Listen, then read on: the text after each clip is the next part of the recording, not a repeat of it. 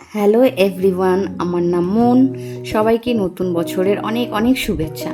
আমি আমার ভ্রমণ এবং অন্যান্য অভিজ্ঞতা শেয়ার করার জন্য একটি নতুন চ্যানেল শুরু করছি এবং আপনাদের কাছে অনুরোধ, যদি কন্টেন্ট ভালো লাগে তবে লাইক, শেয়ার, সাবস্ক্রাইব করবেন। আমি একটি পুরীর ব্লগ দিয়ে চ্যানেলটি শুরু করছি। চলুন আপনাদের আমার অভিজ্ঞতাটা দেখাই। এবার আমি আমার হাজব্যান্ড বাইকে করে পুরী যাওয়ার সিদ্ধান্ত নিয়েছি।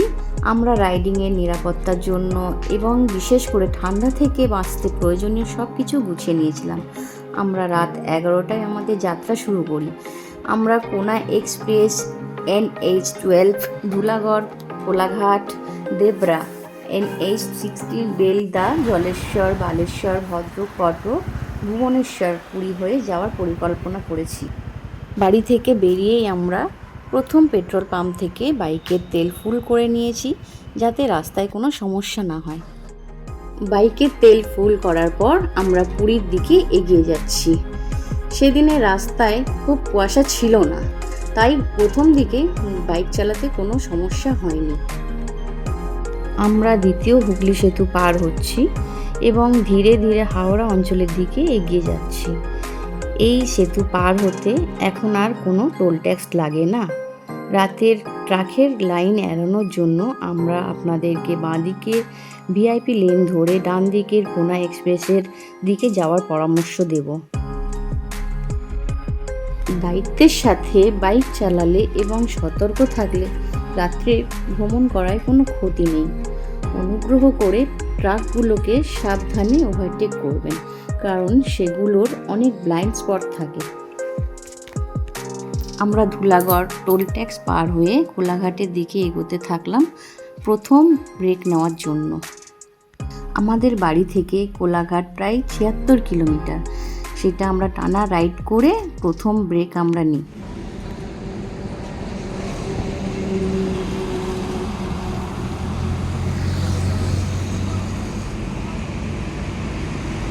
আমরা এক কাপ চা খেয়েই আবার বেরিয়ে পড়লাম।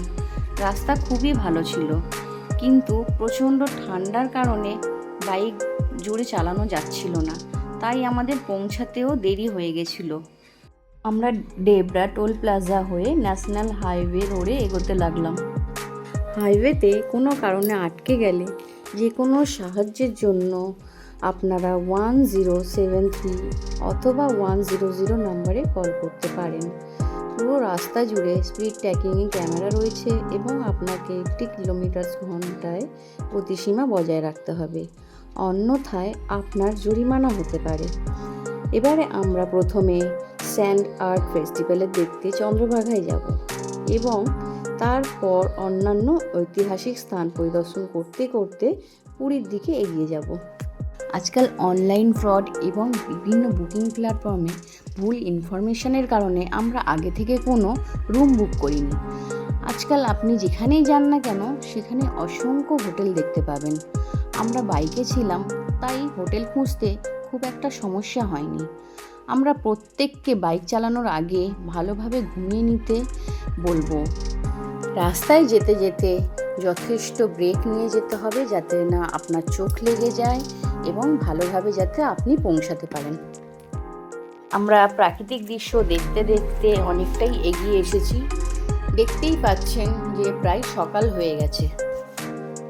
আমরা অনেকটাই পথ পার করে এসেছি, যার ফলে আমাদের গাড়ির তেল অনেকটা ইউজ হয়ে গেছে। সামনেই একটা পেট্রোল পাম্প পেয়েছি, আমরা আরও একবার তেল ফুল করে নিচ্ছি। পশ্চিমবঙ্গের তুলনায় উড়িষ্যায় প্রতি লিটারে 10 টাকা কম তেলে, তাই আমাদের অনেকটা সেভিংস হয়েছিল। অবশেষে আমরা দুপুর 1টা নাগাদ চন্দ্রভাগা সি বিচে এসে পৌঁছে গেছিলাম। আমরা চন্দ্রভাগায় পৌঁছে একটা রুম নিয়ে নিয়েছিলাম, শ্রীকৃষ্ণ লজ, একদম সি বিচের ধারেই। এই হোটেলের বাইক এবং গাড়ি পার্কিংয়ে যথেষ্ট জায়গা আছে এবং রুমগুলো পরিষ্কার পরিচ্ছন্ন। আপনাদের যদি প্রয়োজন হয় স্ক্রিনে নাম্বার দেওয়া আছে, আপনারা যোগাযোগ করে নিতে পারেন। এখানে স্টাফদেরও ব্যবহার খুবই ভালো।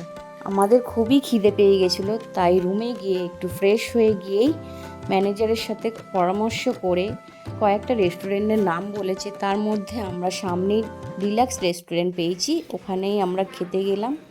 খাবার খুব একটা আমাদের পছন্দ হয়নি, যেরকম নাম করা আছে সেই তুলনায় খাবার সেরকম আমাদের খুব একটা পছন্দ হয়নি। খাওয়া দাওয়া কমপ্লিট করে আমরা বেরিয়ে গেলাম সূর্যকণা মন্দির দর্শনে।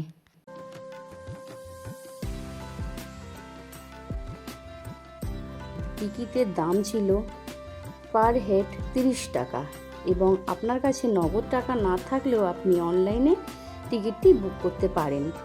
আমরা কোণার্ক মন্দির পরিদর্শন করেছি, যা একটি ঐতিহ্যবাহী স্থান এবং এটি সত্যিই খুব সুন্দর।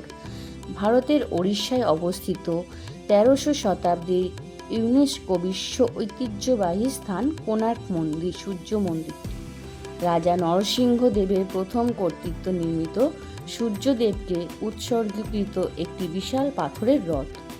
এর চমৎকার কলিঙ্গ স্থাপনের জন্য বিখ্যাত এই মন্দিরে 24টি সূক্ষ্মভাবে খোদাই করা চাকা এবং 7টি ঘোড়া রয়েছে, যা সূর্যের রথের প্রতীক, এবং এটি দৈনন্দিন জীবনের আধ্যাত্মিক বিষয় চিত্রিত বিশদ ভাস্কর্যের জন্য সুপরিচিত। এটি একই সাথে একটি ধর্মীয় কেন্দ্র এবং প্রাচীন শিল্পকলা ও কারিগরির প্রমাণ। কোণার্ক নামটি এসেছে সাংস্কৃতিক শব্দ কোণ এবং অর্ক থেকে। এটি নৃত্যশিল্পী, সঙ্গীতশিল্পী, দৈনন্দিন জীবন এবং জটিল নকশায় খোদাই দিয়ে সমৃদ্ধভাবে সজ্জিত, যা উন্নত কারুশিল্পের নিদর্শন। ভাগ্যক্রমে এখানে ফটো তোলার অনুমতি ছিল, তাই আমরা অনেক ছবি ও ভিডিও করতে পেরেছিলাম। আমরা চন্দ্রভাগার সমুদ্র সৈকতের অবস্থিত বালু শিল্পের উৎসবের স্থানে ফিরে গেলাম। বিশ্বজুড়ে সমাদৃত এই উৎসবটি প্রতি বছর 1 থেকে 5ই ডিসেম্বর পর্যন্ত চন্দ্রভাগা সৈকতে অনুষ্ঠিত হয়। এটি কোণার্ক নৃত্য উৎসবের পাশাপাশি চলে এবং এতে বিশ্বের বিভিন্ন প্রান্তের সেরা ভাস্কররা অংশ নেন। উৎসবের প্রবেশ বিনামূল্যে। জাপান, রাশিয়া ইত্যাদি মতন বিশ্বের বিভিন্ন দেশের শিল্পীরা এই উৎসবে প্রতিযোগিতা করতে আসেন। আপনারা যারা বাসে বা ট্রেনে করে পুরী আসছেন, তারা পুরীতে গিয়ে লোকাল বাইক বা প্রাইভেট কার বা ওটিডিসির বাসে পুরীর নানান দর্শনীয় স্থান ভ্রমণ করতে পারেন। আপনারা দেখতেই পাচ্ছেন এখানে বিভিন্ন ধরনের স্ট্যান্ডার্ড তৈরি করা হয়েছে, যা দেখতে খুবই সুন্দর লাগছে। আপনারা যদি এই নতুন অভিজ্ঞতা করতে চান, তাহলে প্রতি বছরই 1 ডিসেম্বর থেকে 5ই ডিসেম্বর পর্যন্ত এই উৎসবটি পালিত হয়। তখন আপনারা পুরীর প্ল্যান করতে পারেন। চন্দ্রভাগার সি বিচটি খুবই সুন্দর ছিল এবং জলটাও ছিল খুবই পরিষ্কার নীল রং। অন্যান্য বিচগুলোর থেকেও খুব সুন্দর লাগছিল। আপনি চাইলে কম খরচায় ওয়াটার স্পোর্টস উপভোগ করতে পারেন। পুরীর তুলনায় এই সমুদ্রের সৈকতটি ছিল অনেক পরিষ্কার এবং দেখতেও সুন্দর। আমরা সমুদ্র সৈকতে বেশ কিছুক্ষণ সময় কাটিয়েছিলাম এবং সেখান থেকে হোটেলে ফিরতে চাইছিলাম না, কারণ জায়গাটা খুব শান্ত ও চমৎকার ছিল। কিন্তু পরের দিন আমাদের ব্যস্ত কর্মসূচি থাকায় আমাদের ফিরে আসতে হয়েছিল। আমরা সৈকতের ঠিক পাশেই মেরিন ড্রাইভেও বেশ উপভোগ করেছি। আমরা হোটেলে ফিরে এসে ঘুমিয়ে পড়ি, কারণ আমরা খুবই ক্লান্ত হয়ে গেছিলাম। অনুগ্রহ করে পরবর্তী পর্বটি দেখুন, যেখানে আমরা লিঙ্গরাজ মন্দির, উদয়গিরি, খণ্ডগিরি, ধৌলি, কলিঙ্গ যুদ্ধের স্থান ইত্যাদি ভ্রমণের অভিজ্ঞতা আপনাদের সাথে শেয়ার করব। আমার এই ভিডিওটি যদি আপনাদের ভালো লাগে, তাহলে অবশ্যই লাইক, শেয়ার, সাবস্ক্রাইব করবেন। আর যদি কিছু জানার থাকে, কমেন্ট বক্সে কমেন্ট করবেন।